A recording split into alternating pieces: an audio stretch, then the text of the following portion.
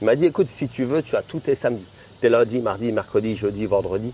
Tu m'apportes ta démission et à partir de lundi, c'est réglé, tu as tous tes jours. Il faut pas, et dès qu'elle bouge, il faut la battre. Tu vois, c'est l'image que j'ai de la peur. De mon point de vue, la peur, c'est un frère universel. C'est un des deux frères d'ailleurs universels. Si je me fais incinérer, c'est encore autre chose. On ira répandre l'essence sur Soy Boakao et Soy Cowboy. Mais oui, mais un peu aussi Soy Cowboy parce que j'aime beaucoup Bangkok. J'ai une escale une fois à Bangkok et il s'est passé quelque chose. J'ai été comme happé par une énergie. Je regarde la ville à travers ses vitres teintées à l'aéroport. Et j'ai dit, ok, je vais aller là. C'est là que je veux aller. J'ai découvert, je dois te voir tes yeux, ils ne l'ont pas vu. J'ai découvert Pattaya en 2025, en janvier 2025. Et tu y habites? Et j'y habite, mais oui, incroyable. bien sûr. Salut à tous, c'est Weko. Aujourd'hui, nouvelle vidéo, pas comme les autres. J'ai un invité de marque. Et pour cet invité, j'ai décidé qu'on allait se poser au Night Market Yak Mak de Jomtien. J'adore cet endroit et c'est pour ça que je voulais vraiment le faire ici. Sans plus attendre, je vais vous montrer l'énergumène que j'ai ramené. Hey Salut les gars, salut la team, salut YouTube. Ça va ou quoi? Très bien Weko, merci pour l'invitation. Avec grand plaisir. Je réponds présent pour toi. Alors d'abord, présente-toi, d'où viens-tu et de quel milieu viens-tu? Alors d'où je viens, je suis né en Belgique d'un père irlandais et d'une mère sicilienne. Alors dans quel milieu? On va plutôt parler de précarité, mais j'en parle peu par respect pour mes géniteurs. Quand est-ce que tu as réalisé que tu voulais changer de vie? J'ai pas vraiment changé de vie, je pense que c'est plutôt une vie qui a évolué. J'ai eu plein de vies dans celle-ci, mais de mon point de vue, c'est une continuité, tu vois. Tu as un gamin qui commence à grandir, tu essayes quelque chose. J'ai commencé dans la musique, j'ai apprécié, puis je suis passé à autre chose, le monde du poker, j'ai adoré jouer au poker, puis je suis passé à autre chose, etc. Jusqu'à finalement évoluer jusqu'au gars que je suis devenu aujourd'hui. Ok, et donc tu n'as pas eu d'événements Des moments charnières, si. Je travaillais chez Lidl et j'étais responsable de supermarché, il faut le savoir. Donc tu avais de classiques CDI comme tout le monde? CDI, 50 heures semaine à peu près. Je travaillais comme un chien, tu as vu, j'étais un chien d'ailleurs. Et moi, il faut savoir que je suis papa de 2 enfants, le plus grand est déjà majeur. Et à un moment donné, la maman, elle est partie vivre à l'étranger, à La Réunion. Et je me suis occupé moi-même de mes enfants. En même temps de travailler? Ouais, exactement. Et je travaillais tous les samedis. Et un jour, je vais trouver le responsable et je lui dis, voilà, monsieur, enfin, je ne vais pas donner son nom ici. Je dis, écoutez, voilà, comme vous connaissez ma situation, est-ce que c'est possible d'avoir un samedi de congé par mois? Comme ça, je passe un week-end avec les enfants parce que c'est plus possible. Il m'a dit, écoute, si tu veux, tu as tous tes samedis. T'es lundi, mardi, mercredi, jeudi, vendredi. Tu m'apportes ta démission et à partir de lundi, c'est réglé, tu as tous tes jours. Et sur le coup, tu as envie de devenir dentiste à coup de tête plongeante, mais avec un peu de recul, j'ai envie de dire merci à ce gars-là. Et d'ailleurs, j'en parle beaucoup dans mes vidéos parce que ce petit nom-là, il a fait en sorte qu'au lieu de continuer à un peu enjoliver ma vie, la paramétrer pour que ce soit acceptable, stop, ras-le-bol. Maintenant, à partir de maintenant, je vais les prendre tous mes samedis, tu vois. Et ma vie, elle a changé sur cette impulsion-là. Ok, je vois. Et pourquoi, qu'est-ce que tu as entrepris genre, après cette décision? Quelle vision de la vie que tu avais? Tu n'as pas eu peur de quitter ton travail? Non, la peur, c'est une petite, j'allais dire une insulte sur ta. Non, il faut la tenir en joue. Il faut pas. Et dès qu'elle bouge, il faut la battre. Tu vois, c'est l'image que j'ai de la peur. De mon point de vue, la peur, c'est un frère universel. C'est un des deux frères d'ailleurs universels. Et il ne faut pas être soumis à la peur, que du contraire. C'est palpitant, c'est nouveau. Et on sait qu'à chaque fois qu'on fait quelque chose de nouveau, c'est excitant. Alors, soit tu décides de rester dans ta zone dégueulasse, cette zone comment vous appelez cette zone-là? Zone de confort. Cette zone de confort, voilà, cette zone dégueulasse d'habitude. Ou soit tu dis, allez, j'en sors un petit peu et je vais voir que la vie, finalement, il y a moyen de la kiffer. D'accord. Et donc, du coup, après que tu t'es fait virer, en quelque sorte… J'ai donné ma démission. Tu as donné ta démission après ça. Qu'est-ce que tu as fait, du coup? J'ai ouvert ma société. Je me suis lancé comme indépendant, d'abord indépendant après journée. Ça a duré quand même quelques mois. Je n'ai pas donné ma démission directement. Pendant ce temps, j'allais faire des cours du soir. Je me suis formé dans diverses disciplines. Puis, je me suis lancé comme indépendant après journée. Et puis, fin février cette année-là, j'ai complètement décidé d'arrêter de travailler pour cette chaîne de supermarchés. Je me suis lancé comme indépendant. Et quelques mois plus tard, j'ouvrais ma société. Et tout ça en continuant d'élever tes enfants, de prendre soin de tout ça? Écoute, j'ai voulu les envoyer en Chine pour qu'ils fassent des baskets Nike, mais c'était pas rentable avec le billet d'avion, donc forcément j'ai dû continuer à m'en occuper. Ok. Et du coup, après, comment ça s'est passé? Tu as eu des échecs, ou ça s'est directement bien passé? Des échecs, je pense pas que j'en ai déjà eu dans ma vie, mais c'est selon le point de vue. Soit tu vois tout comme étant un échec, soit tu te dis j'ai appris des nouvelles façons de pas faire les choses, tu vois. Donc oui, j'ai eu pas mal de revers dans ma vie, beaucoup de freins. Heureusement que je les ai eus parce que justement ça a contribué finalement à m'orienter dans une certaine direction, tu vois. Mais je parle plutôt dans le milieu de l'entrepreneuriat. Est-ce que ça a direct décollé ou ça a mis du temps? En fait, il faut savoir que quand je me suis lancé, c'était en plein confinement. T'as vu? Oui. Et ça, c'est extraordinaire parce que c'est quelque chose qui a joué en ma faveur. Là où tout le monde se mettait à l'arrêt et avait peur, moi, j'ai commencé à entreprendre, à me lancer indépendant. J'ai lancé des activités. Il faut le savoir, en Belgique, j'ai enseigné diverses disciplines, dont l'hypnose. Et c'était justement une grosse demande aussi, d'aller vers un mieux-être. Et ça a joué. Alors j'ai engagé une équipe autour de moi, des massothérapeutes, des pédicures, des sophrologues, des gens qui enseignaient la numérologie, les pierres semi-précieuses, enfin tu vois, beaucoup de corps de métier. Et finalement, c'est ce qui a contribué au succès de cette société, c'est d'oser. Pourquoi tu es allé vers ce genre de discipline? En gros, tu formais des gens, c'est ça? Oui, je formais, je partageais, on va dire, finalement, le peu que je savais. C'est parti d'une séance d'hypnose que j'ai faite une fois à Guy. Il m'a dit « mais super, c'est vraiment génial, je vais beaucoup mieux. Est-ce que tu ne veux pas m'enseigner ça pour qu'à mon tour, j'aide d'autres personnes ?» Je dis, attends, aider, déjà, c'est un grand mot. Moi, j'aide personne. Moi, je fais mon blabla. Et si tu accroches et que ça t'apporte du bien, mission réussie, tu vois. Et de là, ça m'a fait un peu réfléchir et j'ai commencé à écrire mes premières formations. Ça a commencé comme ça. D'accord. Ouais. Mais tu vois, il y a beaucoup de trucs comme l'hypnose. Les gens disent que c'est pas vrai et tout. Et je trouve que c'est un peu triste. À ton avis, pourquoi les gens disent ces blocages comme ça? Mais c'est normal. Regarde, tu parles de l'hypnose, mais juste avant, je parlais des pierres semi-précieuses, la lithothérapie. Et là, c'est carrément encore plus gros. Il y en a qui vont dire, ouais, c'est pas vrai, c'est des bêtises, etc. Et moi, j'ai envie de dire, stop, on met tout en pause.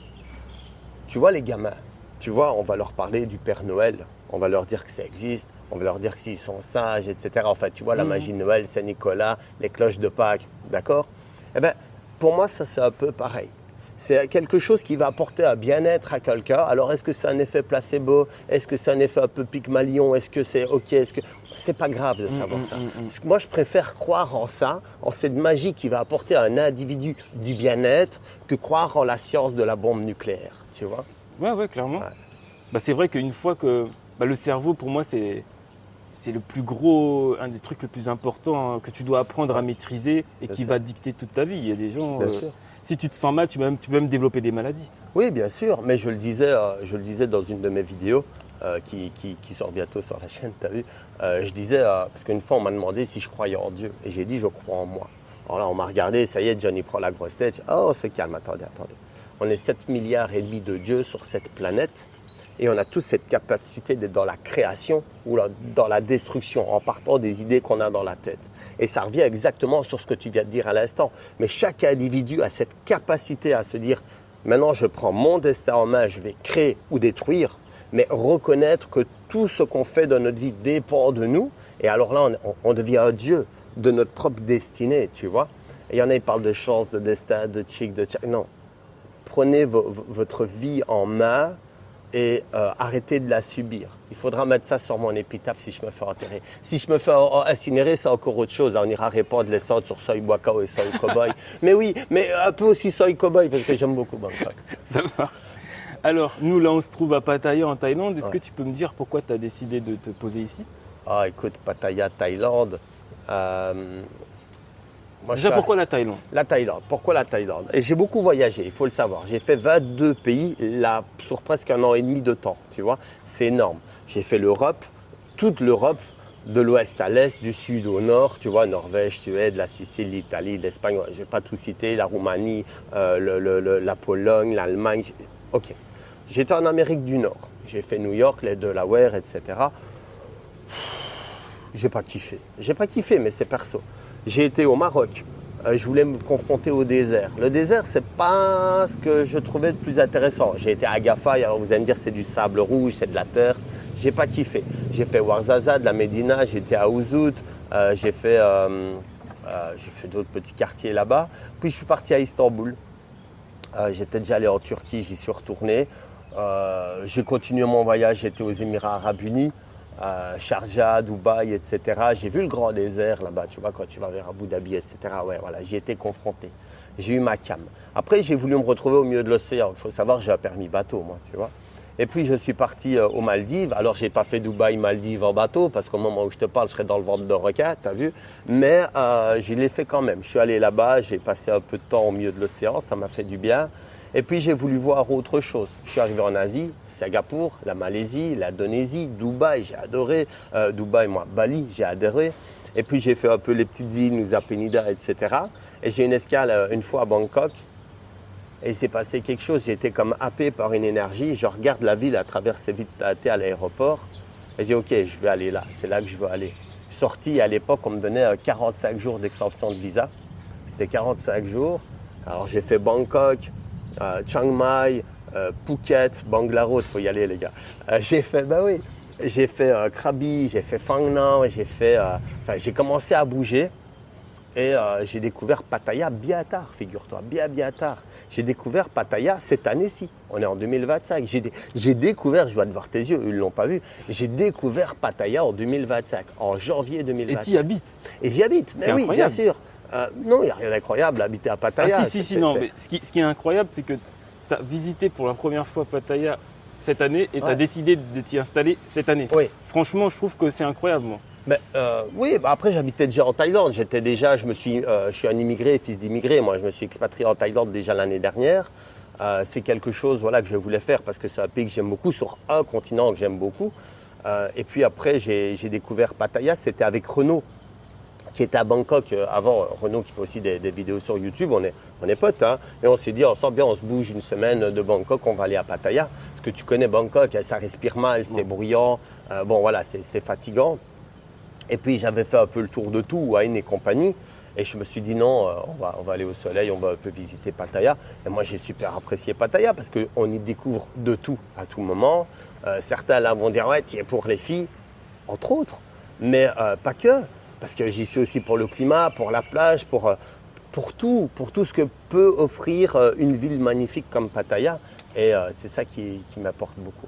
Super. C'est comme ça que j'ai atterri à Pattaya finalement. Et sinon, qu'est-ce que tu fais du coup en Thaïlande? À quoi peut ressembler ton quotidien ici?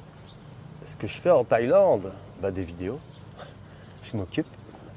Mon quotidien, c'est quoi? J'étudie je me lève. Sur une journée type, je ne saurais pas t'en parler parce que toutes mes journées ne sont pas similaires. Mais de manière générale, sur une semaine, je vais te le dire en condensé. Les matins, quoi qu'il arrive, j'étudie 30 minutes d'anglais sur une application, là, Duolingo. Apparemment, ça fait plus de 310 jours que je n'ai pas lâché, tu vois.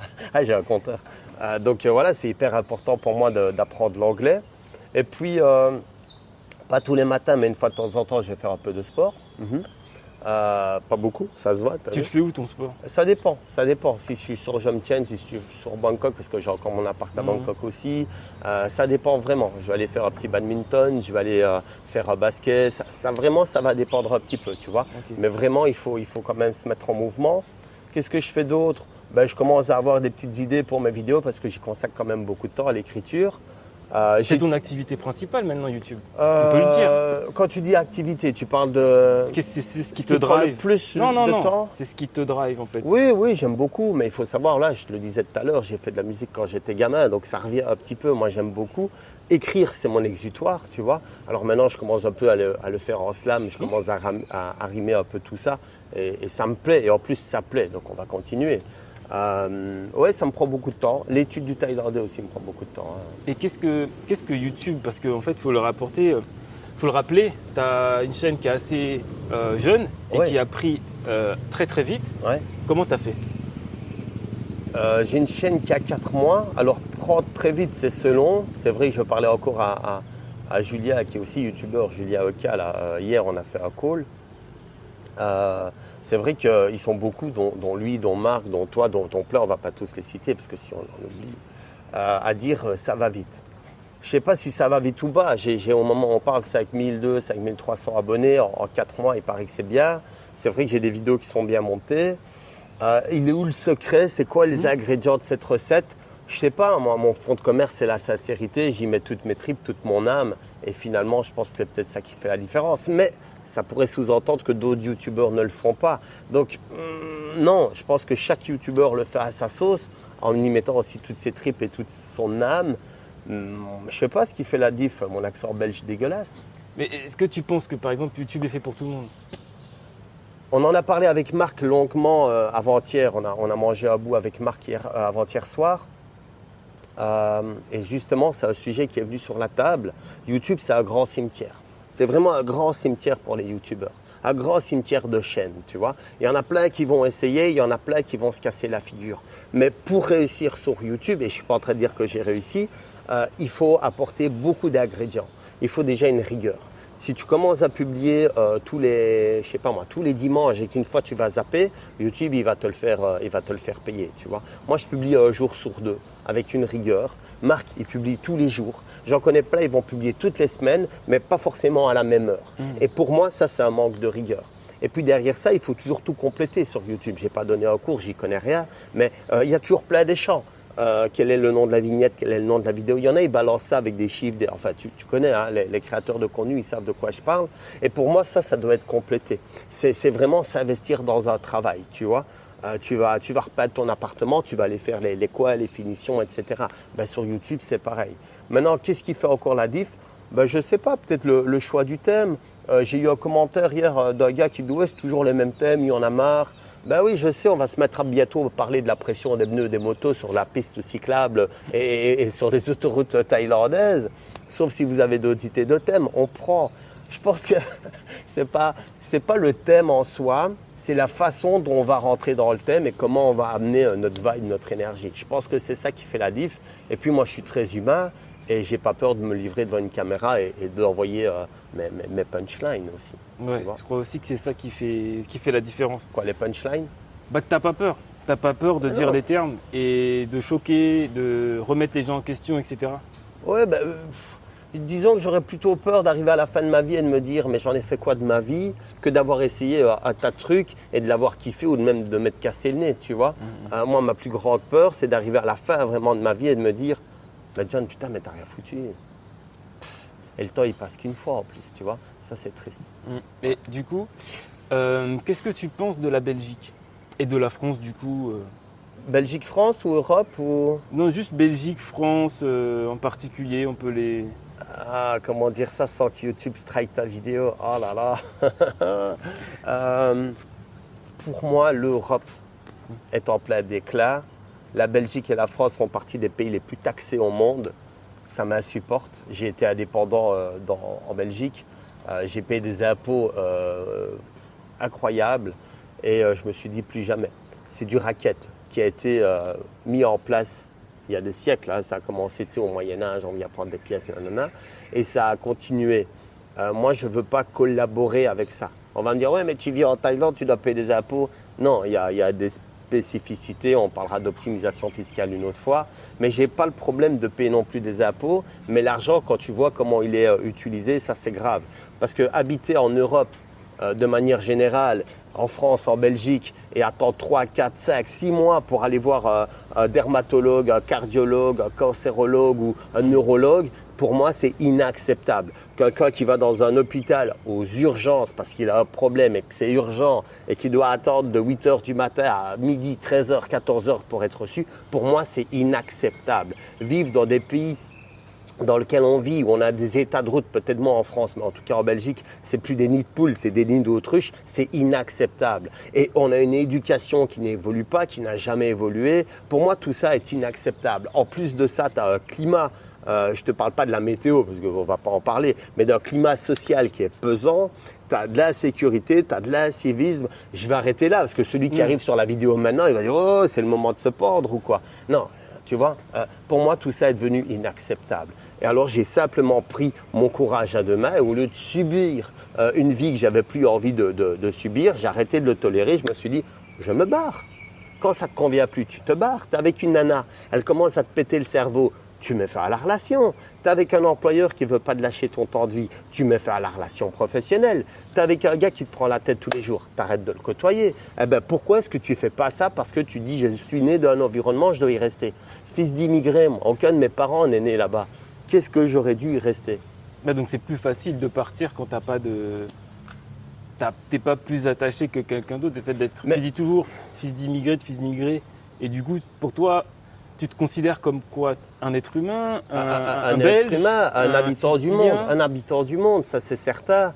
Après, peut-être plus d'un continent qu'un autre, parce que ma couleur de peau fait, hein, on parlait de couleur toi et moi tout à l'heure, mais de manière générale, il faut savoir que j'ai de la famille en Belgique, donc c'est pas que j'ai pas d'attache non plus. Tu sais, au moment où je te parle, c'est sur Internet, hein, mais c'est en train d'être signé. Je suis en train de vendre la villa que j'ai là-bas. C'est vraiment une grosse maison, 360 mètres carrés au sol. Rends-toi compte, hein, il y a un étage, jardin. J'avais une grosse bagnole, une belle grosse bagnole de marque italienne un peu prestigieuse. Elle est toujours dans le garage. J'avais quand même quelques attaches, et je parle de grosses maisons et de grosses voitures parce qu'à l'époque, ça comptait pour moi. Aujourd'hui, je m'en fous. Je vis dans 35 mètres carrés, je me déplace en moto-taxi et je le vis super bien. Je suis toujours dans les mêmes fringues dégueulasses, t'as vu? Mais je le vis super bien. J'ai réussi à me détacher, si tu veux, de ce côté matérialiste, merci, pour arriver finalement à me dire, mais la vie, c'est quoi? Quelle est la vie que tu veux? Et j'ai la chance de rencontrer beaucoup d'individus qui ont aussi réussi financièrement et qui vivent un peu comme moi, un peu reculés. Et on s'est rendu compte qu'à un moment donné, cette course-là, à essayer d'amasser de l'argent, c'est une mentale à l'européenne où tu vas échanger ta liberté contre une sécurité sociale qui ne fonctionne pas, on vient d'en parler, où tu vas échanger ta colonne vertébrale contre quoi? Une pension que tu n'auras peut-être même pas, tu vois. C'est plus acceptable ça.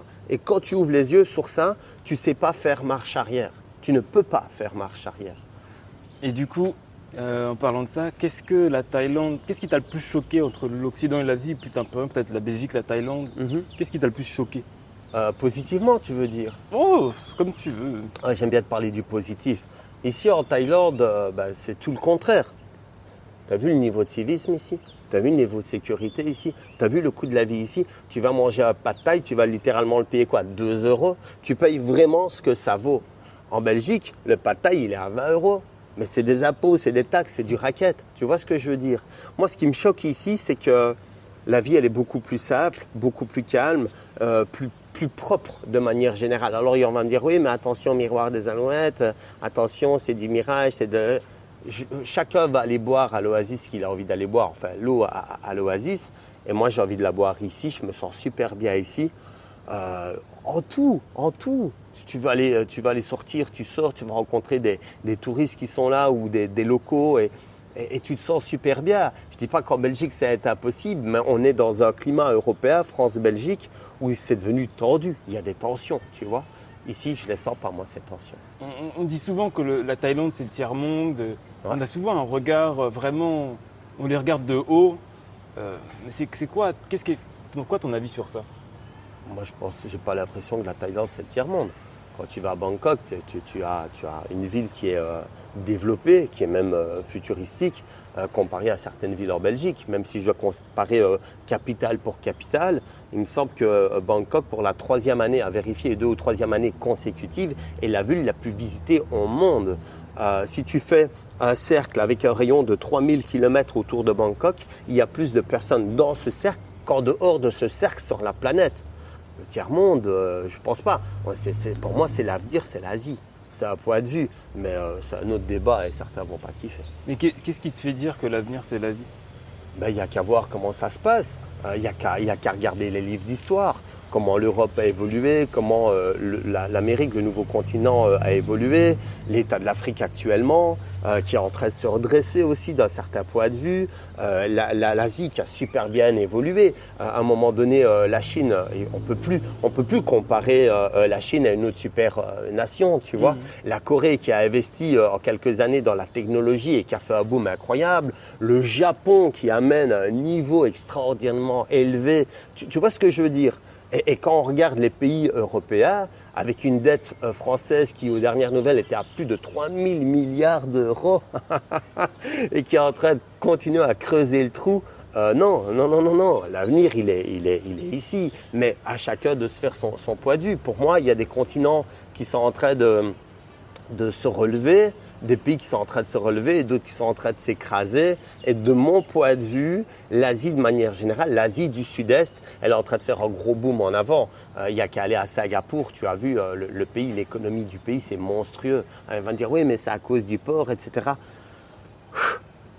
Voilà. Après, je suis pas un grand spécialiste de tout ce qui est finance et politique, etc. Moi, j'y connais rien. Je suis juste un gars qui a pris une caméra, un micro et qui commence à péter les plombs devant, tu vois. Ben ouais. Et du coup, si la Thaïlande te ferme ses portes, t'irais où? Ouais. Si la Thaïlande me ferme ses portes, pourquoi elle le Bon, ferait? je dis, c'est en gros, s'il n'y a pas la Thaïlande, tu vas où? En gros, D'accord, c'est ça, ma en question. gros. Il y a plein de beaux pays à côté. Moi, j'ai visité la Malaisie, j'ai visité l'Indonésie. Mais il y a vraiment le Singapour. pays, genre. Ah, si je devais prendre un seul pays. Ah là là là là. Bah, si la Thaïlande, on sait pas pourquoi tu dois partir. Ouais. Tu vas où? En fait, Allez, c'est ça. si demain je dois partir de la Thaïlande, j'irai certainement dans un pays voisin ici en Asie du Sud-Est. J'irai à nouveau en Indonésie, j'ai beaucoup aimé. J'irai peut-être me perdre un peu au Cambodge, au Laos aussi, c'est beau à voir. Le Vietnam, s'ils n'étaient pas aussi fatigants à tenir des visas, j'y serais peut-être un peu plus souvent aussi. Mais de manière générale, non, la Thaïlande, je vais y rester. Je pense que ça va pas arriver, c'est juste pour Non, savoir un peu restez là. si c'est quoi ton point de vue, si jamais ça arrivait. Je reste en Asie du Sud-Est. Et- Je sors de la Thaïlande et je reviens sans visa, sans papier. Et je reste là, je bats le record du gars qui fait un Overstay. overstay. C'est bien, c'est la bonne mentalité, c'est ça que je voulais savoir. C'est là. Et est-ce que c'est quoi ta mission de vie? Ma mission de vie. Écoute, moi, j'ai pas une mission de vie. J'ai rien à apporter à personne. Moi, ma mission de vie à moi, c'est déjà de kiffer ma vie et de faire ce que j'ai envie de vivre, de me sentir libre, tu vois. Il faut pas oublier qu'aucune liasse de billets au monde ne justifierait une laisse qui serait à mon cou. Et voilà, ma mission de vie à moi, c'est de vivre libre et peut-être d'avoir un peu de chance à travers mes propos, de donner la compréhension à quelqu'un qui change de cellule, que de changer de cellule, c'est pas s'évader de la prison, tu vois. Ce serait beau, ça. Ouais. Et à part YouTube, tu as des projets futurs? T'as envie Ouais, de j'ai faire? plein de projets tous les soirs. Quand je sois, je vois des nanas et puis le matin, ça s'évapore comme ça. Donc t'as rien d'autre que YouTube en ce moment, tu es juste full YouTube. Financièrement, j'ai plus à m'inquiéter, tu vois, moi. Donc, il y a l'argent qui travaille pour moi. Donc, de ce côté-là, j'ai plus à m'inquiéter. En termes de projet, je suis en train d'étudier le thaïlandais, tu vois, je ne lâche pas. J'ai envie d'arriver à lire, à l'écrire aussi avec une perfection. Ça, c'est un projet. Je joue toujours aux échecs. Il faut savoir que je suis un joueur d'échecs. J'ai un niveau Elo qui avoisine les 1400. J'ai envie de monter. J'aimerais bien arriver à 1600, à 1800, pourquoi pas. Pas dans l'histoire de devenir maître ou grand maître, mais juste parce que j'aime beaucoup les jeux de réflexion. Projet actuellement, non. Voilà, je mets mon énergie dans ma chaîne YouTube parce que ça me permet en fait de raconter le monde qui m'entoure à travers ma perception, tu vois. Et moi, j'aime ça. Ça m'occupe. J'ai pas des grands projets. Tu penses pas que c'est une des raisons aussi pourquoi ça n'a pas pété autant ta chaîne YouTube, c'est que en gros, c'est là où tu mets ta plupart des pensées, ta plupart de ton énergie au final. Oui, en ce moment. puis il y a aussi une façon de mettre son énergie, je pense. Tu vois, imagine un indépendant qui se lance et qui n'a pas trop envie de faire ce qu'il fait, mais il le fait quand même parce qu'il doit vivre. Son commerce, il ne va pas tenir longtemps, tu vois. Et un autre qui adore ce qu'il fait, ça se sent, il y met toute son âme, même s'il vient mettre qu'une heure ou deux par semaine ou par jour, enfin par jour dans son business d'indépendant, il va aller loin, tu vois, parce qu'il y a un amour, ça va être ressenti, tu vois. Et bien, ma chaîne YouTube, c'est un peu pareil. Je vois pas ça comme un business que du contraire. Je vois vraiment ça comme une opportunité incroyable ici, dans cette vie, d'avoir un espace où je peux m'exprimer et je le fais. Parce que la plupart du temps, tu as un environnement autour de toi, mais peut-être que tout le monde ne va pas kiffer tes idées. Parce que lui, il a grandi d'une certaine manière, elle a grandi d'une certaine manière, eux, ils n'aiment pas trop la personne que tu es, et c'est OK. Mais quand tu t'exprimes sur une plateforme comme YouTube, tu vois, où il n'y a pas de filtre, ou en tout cas pas beaucoup, eh ben, tu vas forcément toucher des individus un peu partout sur la planète qui sont comme toi, qui ont une certaine même sensibilité ou un parcours un petit peu similaire. J'en ai parlé avec un tas d'individus, je ne vais pas donner leur nom, qui se reconnaissent richesse un peu dans mes propos. Ah, tu as dit que tu as vécu ça, j'ai vécu ça aussi. Ah, toi, tu penses comme ça, je pense comme ça, c'est incroyable. Mais c'est là, finalement, la richesse de YouTube. Ça va nous permettre de nous connecter avec un tas d'individus sur cette planète très rapidement et des individus qui sont comme nous, on se ressemble. Et ça, c'est beau. Bah, comme nous deux, du coup. Ah oui, bien sûr. C'est stylé. Bien sûr. Et est-ce que tu as des mentors ou des personnes qui t'inspirent? De manière générale, moi, je lis beaucoup de bouquins, il faut le savoir. J'ai mes plus grands mentors, si je devais parler d'auteurs, Paulo Coelho. L'alchimiste, j'ai beaucoup aimé son bouquin, l'histoire de Santiago. Quand tu vois, il part avec sa légende personnelle, on en a déjà parlé. Ouais, donc, Paulo Coelho, j'ai beaucoup apprécié. J'aime bien comment il vient tourner un peu les phrases comme ça dans ses bouquins, comment il amène les choses. Moi, ça m'inspire. Après, je ne suis pas un écrivain, moi, tu vois. Mais il y en a eu d'autres. Il y a eu d'autres bouquins aussi qui étaient pas mal. Sun Tzu, l'art de la guerre. J'ai bien apprécié aussi Machiavel, c'était pas mal. Le Prince. J'ai été inspiré par beaucoup, mais même des Geoff Kaufman, etc. en Amérique, là tu vois, sur le business, le leadership, Tim Ferriss pour ce qu'il a fait et comment il l'explique dans la semaine de 4 heures. Donc des personnes qui m'inspirent, il y en a beaucoup. Ici, je parle de personnes qui sont connues, mais il y a aussi des personnes qui ne sont pas du tout connues, qui m'inspirent encore plus, comme le gars qui habite dans mon immeuble, qui se lève tous les matins et qui travaille 12 heures par jour pour ramener de quoi nourrir sa femme et ses 2 gamins. Lui, il m'inspire encore beaucoup, mais il n'est pas connu, donc en parler, on n'a pas la ref, tu vois, si on ne connaît pas le personnage. Je trouve que c'est super important que tu parles de lui, parce qu'il y a beaucoup de gens qui sont dans l'ombre et c'est, comme je dis, qui sont heureux, qui vivent leur vie pleinement et qui méritent beaucoup. Et du coup, pour toi, c'était quoi en gros le succès dans la vie? Si tu pourrais donner une définition du succès. La définition du succès selon Jonah Thaïlande. Ben, le succès, c'est quoi? Finalement, le succès, c'est arriver à atteindre tes propres objectifs sans avoir dû plier, si tu veux, les chines ou vendre ton âme pour y arriver, tu vois? J'aime beaucoup. Le succès? Non, mais ta définition. Ah. Et donc, du coup, ça fait déjà 30 minutes. Ouais, déjà. Ça passe vite quand on s'amuse. Ouais, c'était super. C'est ça que tu suis de partout, Ah, en fait, j'en ai depuis marre. tantôt. Mais non, mais c'était super intéressant. Mais je voulais avoir. Faut bien finir au bout d'un moment. Ouais. Mais est-ce que tu aurais quelque chose, toi, Non, il y a 2 questions d'ailleurs déjà. Est-ce que tu as un conseil pour toi, pour quelqu'un qui souhaite s'expatrier en Thaïlande? Si tu as un conseil à lui dire, ce serait quoi? Fais-le. Bon, ça c'est bien. Mais non, mais il faut pas commencer à réfléchir pendant des heures ou des années ou des mois. C'est le meilleur. Je crois que c'est le meilleur. Mec, tu veux venir vivre ici en Thaïlande? Bien. Fais-toi un sac à dos, fais-toi un passeport, ça coûte 30 balles. Prends-toi un billet d'avion, viens voir déjà. Et si tu kiffes, tu fais ce qu'il faut pour rester. Ok. Voilà. Ok, super. Je crois que c'est le meilleur conseil que tu aurais pu donner.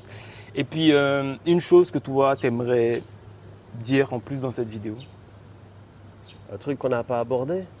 N'importe quoi. Ils vont la censurer à ta vidéo. Vas-y, dis, non mais dis tout. Après, au pire, je censure après. Tu coupes les blancs, sinon ça te fait une vidéo. Je vais couper. T'inquiète pas. Il y a le montage, on coupe. S'il y a à dire dans cette vidéo, un truc en plus à ajouter. Ouais. Tu veux dire Exactement. par rapport à un truc en particulier ou... Ouais, un truc en fait, t'as un truc que tu as envie d'exprimer aux gens qui ont regardé toute la vidéo, qui sont sûrement du coup inspirés par toi. Ah ouais, tu veux dire dans ce sens-là, d'accord, j'avais pas suivi. Si je devais ajouter quelque chose à dire à la fin de cette vidéo, les gars, si vous êtes arrivés jusqu'ici, c'est que vous avez déjà investi du temps. Pas dans cette vidéo, pas en Weco, pas en moi, mais en vous, pour venir capter des informations qui peuvent peut-être vous servir dans la vie, comme un petit coup de pied aux fesses là, pour se mettre en mouvement. Alors que vous voulez vivre en Thaïlande, en Italie, en France, en Belgique, en Amérique, peu importe sur cette planète, quoi que vous vouliez faire sur cette planète, vous mettre en couple, vous séparer, trouver un autre taf, lancer votre business, faites-le. La seule chose qui va vous freiner, c'est la peur de ne pas arriver à obtenir vos objectifs, à atteindre vos objectifs, la peur de sortir de cette zone dégueulasse que vous appelez zone de confort. Et des fois, l'autre frein, c'est le fait de vouloir garder ce qu'on a c'est un genre d'avarice un petit peu comme ça, de dire oui mais si je me lance et que je perds tout après, j'aurai plus ça, j'aurai plus ce confort là, j'aurai plus ces affaires là, mais on n'en a pas besoin. Moi je suis venu au monde, j'étais nu, vraiment littéralement, j'avais aucun savoir. Aujourd'hui j'ai des frères, tu as vu heureusement, et j'ai un savoir et je m'appuie sur ça pour continuer à avancer. Donc qui que vous soyez, où que vous soyez, peu importe ce que vous avez envie de faire, il n'y a aucun frein à atteindre votre ligne d'arrivée si ce n'est vous et vous-même. Donc, levez-vous et œuvrez tous les jours pour arriver à atteindre cette ligne d'arrivée. C'est long. C'est magnifique. Voilà. C'est magnifique. Merci beaucoup. Un plaisir. Merci de m'avoir invité, Weko. Tu as vu pour ce long monologue que j'ai fait. Ah, mais c'était invité pour ça. Là, c'est vraiment, là, tu as ton espace. Là, tu peux te faire plaisir. Viens, on fait une vidéo de 2 heures. On enchaîne. Moi, je suis chaud. J'ai des trucs à vous révéler. J'ai des noms. J'ai un bout de papier ici. J'ai des noms. Ah non, c'est quoi ça? Ah, Seafood Sensation Buffet. Non, j'ai pas de nom finalement. Alors, merci beaucoup pour la vidéo. Et puis, ouais. Et oui, où est-ce qu'on peut te retrouver? Sur YouTube, tu veux dire? Là, la chaîne. Jonah Thaïlande, forcément. Tout en un mot, c'est contracté. Jonah parce que mon prénom c'est Jonathan et Thaïlande parce que je kiffe les Canaries, à votre avis. Ouais. Ok, 1, 2, 3. Je fais un petit truc. Bon bah les gars, j'espère que vous avez bien kiffé la vidéo. Salut tout le monde. je fais genre je saute, on me voit à l'écran quand je fais ça. Salut tout le monde. On aperçoit. Non parce que Weko est grand en fait et je fais le gars. Si je dois expliquer toutes mes vannes, ça passe plus. Non, il est grand. C'était. Oh putain, mais en plus l'active qui reste sur ma fait tête quoi en fait. Ah ouais, il te zoome et tout. Ouais, il fait un focus sur toi. Ah mais c'est pas grave, Ah c'est. Oh, il me kiffe. Cette caméra m'adore. Hein, il est habitué à toi aussi. Oh là là. C'est ton matos. Attends, je vais faire juste ça et ça. Parce que faut. Non, toujours pas. Non, ouais, c'est pas grave. Ah si, c'est bon. Tu vas génir sur ton épaule comme ça. Non. On reprend. C'était Weko et Jonah Thaïlande. Et moi, je vous dis à plus tard dans une prochaine vidéo et retrouvez-le bien sur sa chaîne. Et puis, moi, je vous dis à plus tard, c'est tout. Voilà. Salut les gars. Salut. Prenez soin de vous.